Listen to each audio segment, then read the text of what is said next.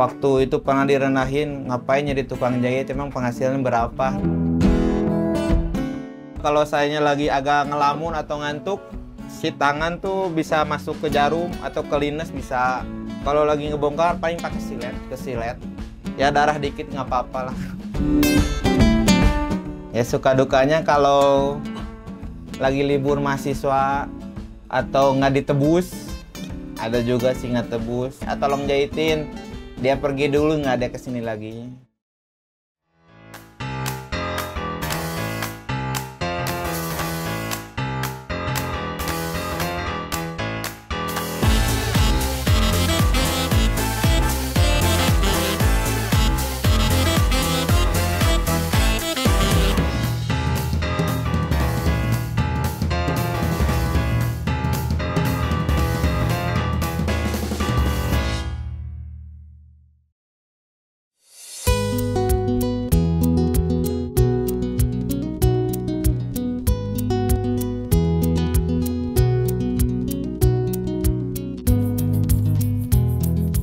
Ya, perkenalkan nama saya Doni Junialdi, suka dibilang Ajait aja. Umur saya tuh 27 tahun sekarang tuh. Kalau permak atau bidang jahit tuh dari 2016. Dulu keluar SMA kan bingung, nungguin ijazah jadi tukang jahit ngikut ke bapak. Saya kan keluar SMA tuh 2016, jadi belum pernah ngelamar kemana-mana. Jadi langsung jadi tukang jahit. Dulu kan dari SMP juga ikut-ikut bapak. Jadi udah tahu salah di mana. Dulu kan ujung-ujungnya sama aja, cari uang kan. Nah, itu. Pengalaman sih cuman perubahan aja sih. Kan dulu sebelum Covid tuh kan mahasiswa tuh kalau permak tuh suka agak banyak kan. Ada yang 5, ada yang 7, 10 mungkin ada. Habis Covid mungkin apa kan ekonomi mungkin lagi jelek. Ya paling 2, sekarang 1. Jadi perubahannya itu aja sih dari ekonomi sih. Kalau apa sifat mahasiswa mah ya sama sini temen agak sopan sih, lebih sopan aja. Yang dulu sih sopan, cuman yang sekarang kan mungkin generasinya kan enak diajak ngobrol jadi bacana terus. Kan dulu tuh sebelum apa buka permak kan jahit di rumah, bikinan celana. Jadi ada lapak kosong, jadi banyak mahasiswa juga kan, jadi buka permak coba-coba. Cuman kan saya nol modal, dipinjemin sama bapak mesin sama kalau obras jual-jual barang istri dulu. Jadi buat beli mesin obras. Kalau anak perempuan kan ragamnya. Kalau cowok kan paling kaos jaket. Kalau dari perempuan sih kayak yang tipis-tipis aja, tipis sama licin sih. Bisa sih bisa, cuman resikonya bongkar pasang, soalnya kalau ngeliuk itu harus dibongkar lagi. Jadi tantangannya tuh yang kejar waktu itu kan, saya misinya sehari jadi, besoknya maksudnya gitu. Saya usahain tepat waktu. Kalau belum juga sih mahasiswa pada ngerti sih. Kerjaan yang begini kan kalau misalkan kata customer dianggap enteng, nah kenyataannya kan pas dikerjain tukang jahit kan susah. Kadang yang kata customernya susah, kata tukang jahit kan gampang, gitu aja sih tantangannya. Pada mengira-ngira lah intinya mah, tukang ini kan ngerubah kan, bawaan pabrik dirubah, tukang permak mah gitu. Tantangannya gitu aja sih. Paling potong celana, ngecilin celana, potong baju, ngecilin baju sih per bajuan lah saya mah. Cuman suka ada yang benerin sleting, kancing gitu aja sih. Kebanyakan ganti aksesorisnya gitu. Pasti kalau diburu-buru masih, apalagi sekarang nih mau pada pulang, pasti harus on time kan. Misalkan dia pulangnya berapa, ya usahain sebelumnya itu. Kalau harga tuh ya ada yang nawar, ada yang lebihin malahan, ya gimana rezekinya kita. Cuman saya mah kan kalau ngasih harga ya kalau banyak saya bisa neken gitu. Cuman kalau nawarnya parah sih saya nggak bisa ngasih, soalnya kan saya jual jasa ya. Apalagi kalau ada ganti sleting kan saya modal dulu. Kalau misalkan ada yang nawar ya 2.000 mah dikasih lah. Selama di sini atau selama permak sih ada juga sih, namanya manusia kan ada kesalahan, salah potong atau apa. Cuman ya belajar dari kesalahan lah. Misalkan salah potong ya kalau masih bisa diakalin, ya diakalin. Kalau harus diganti juga paling si mahasiswa tuh kalau yang baik misalkan salah potong ya dibuat jadi pendek. Kalau dari celana jadi pendek. Kalau sekarang mah saya sistemnya kan kebanyakan pakai contoh di sini mah. Kalau salah ngukur juga saya suka callingan sama mahasiswa disuruh kesini lagi dulu. Kan saya sistemnya jadi kalau udah beres di WA. Cuman saya kasih garansi gitu kalau ada apa-apa kesini lagi. Teman alhamdulillah jarang yang kesini lagi gitu.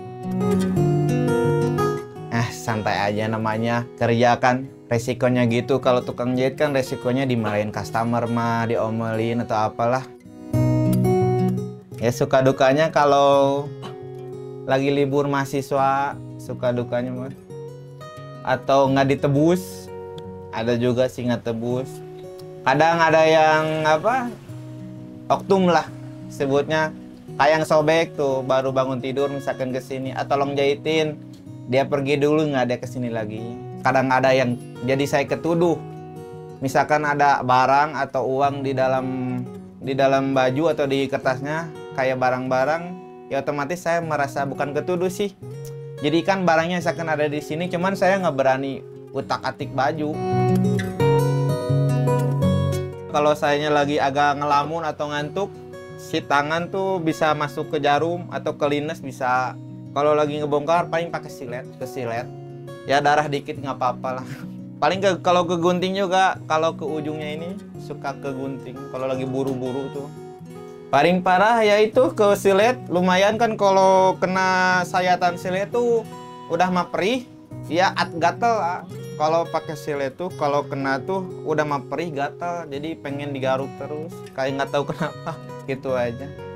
Cuman itu udah biasa. Alhamdulillah dicukup-cukupin. Kan kalau usaha di daerah Telkom ini mah kan nggak full 1 tahun 12 bulan kan. Ada yang libur sebulan, ada yang 3 bulan. Sama kan buat bayar tempat jahit juga. Jadi harus nabung-nabung terus aja. Palingan sampingannya tuh kalau mahasiswa lagi libur. Paling ngeojol dulu sebulan 2 bulan. Itu aja sih. Kalau nggak istirahat aja. Cuman kan kalau lagi ada mahasiswa kuliah kan hampir minggu juga suka buka. Jadi ya kalau mahasiswa libur suka disempatin libur atau seminggu lah. Kalau buat semeringah atau ini mah kan kayak langganan datang. Misalkan, saya butuh cepet nih, misalkan. Bisa nggak waktunya sejam? Paling suka ditambahin lah. Kalau nggak tip gitu kan. Bikin semeringah kan harusnya misalkan 13.000 ngasih 20.000 kan alhamdulillah kan ya buat makan. Kalau awal-awal kan saya masih ikut ke bapak ya dari 2016 tuh pas keluar SMA sekalian nungguin ijazah ya ditawarin sama bapak ikut aja sama bapak kerja bikinan celana sebelum permak. Kalau permak dari ke bapak dulu. Saya baru di sini tuh 2022. Baru buka sendiri tuh ya berhubung sekalian saya udah punya anak istri. Kalau titik terendah ya pas COVID sih semua juga pasti ngalamin pas COVID tuh ke pabrik pada dirumahin. Saya kerja juga paling bikinan masker harganya juga cuma 100 rupiah atau yang 500 rupiah lah satunya. Kalau saingan mah biarin lah dia punya rezekinya sendiri. Saya mah jaga kualitas aja sih. Sama ya lebih ramah ke mahasiswa. Kan kalau kitanya moodnya jelek ke customer kan pastinya cenah judes ya hanya. Kalau nggak dapat pelanggan tuh biasanya pas awal datang mahasiswa baru. Itu kan belum pada mengenal wilayah kan. Cuman kan biasanya sebelum maba datang tuh yang senior suka datang. Jadi 1-2. Kalau nggak dapat sama sekali sih, alhamdulillah nggak pernah. Kalau lembur tuh saya suka merasa sayang salah. Misalkan saya janji jam 9. Jam 9 belum misalkan. Nah, posisinya paginya tuh harus kepake, ya otomatis saya harus lembur. Sekalian sama saya dianterin kalau ke asrama. Ya kalau sekitaran Telkom saya masih berani nganterin. Kalau harus lembur ya resikonya kita gitu.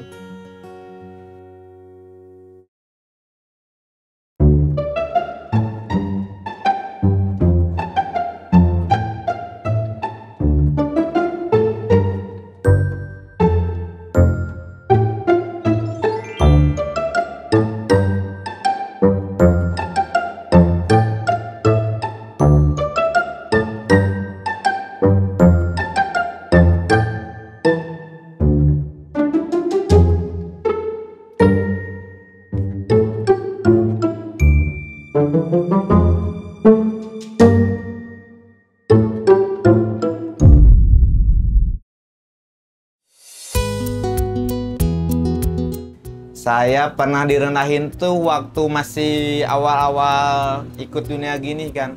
Orang lain keluar SMA tuh pada ngelamar yang ke garmen atau apa. Saya ngikut orang tua. Ya walaupun ikut ke orang tua tuh kan, saya mah nggak langsung muluk-muluk pengen jadi ada penghasilan UMK atau UMR kan. Jadi ikut orang tuanya, saya kasihnya dulu. Cuman waktu itu pernah direndahin, ngapain jadi tukang jahit, emang penghasilan berapa kan gitu kan. Dorongan terbesarnya bertahan gitu kan, bertahan jadi tukang permak, ya ini kalian saya gitu kan. Cuman dari kalian ini saya bisa kerja sampai tua lah. Kalau tukang permak mah pindah kemana buka juga, kalau udah punya pengalaman sama punya keahlian kan gampang. Bersyukurnya itu sih saya bisa di bidang ini, jarang juga kan. Sekarang cuman bisa ngejahit, semua juga bisa jahit, cuman caranya itu yang susah. Lamanya DJ Jin 2 yang depan Masjid At-Taqwa, saya mah yang deket Jembatan Telkom. Ada 2 sih, sama yang dikit 1 juga, masih samaan lah. Kualitas nggak beda jauh, udah seguru seilmu lah. Ya kalau pengen permak kesini aja. Insya Allah amanah. Harga mah miring lah gitu. Kalau kualitas mah nanti lihat dulu pas udah hasilnya kepake enggaknya gitu kan. Kalau kepake kesini lagi, kalau enggak kesini lagi dulu juga, benerin lagi gitu kan, sampai puas lah gitu.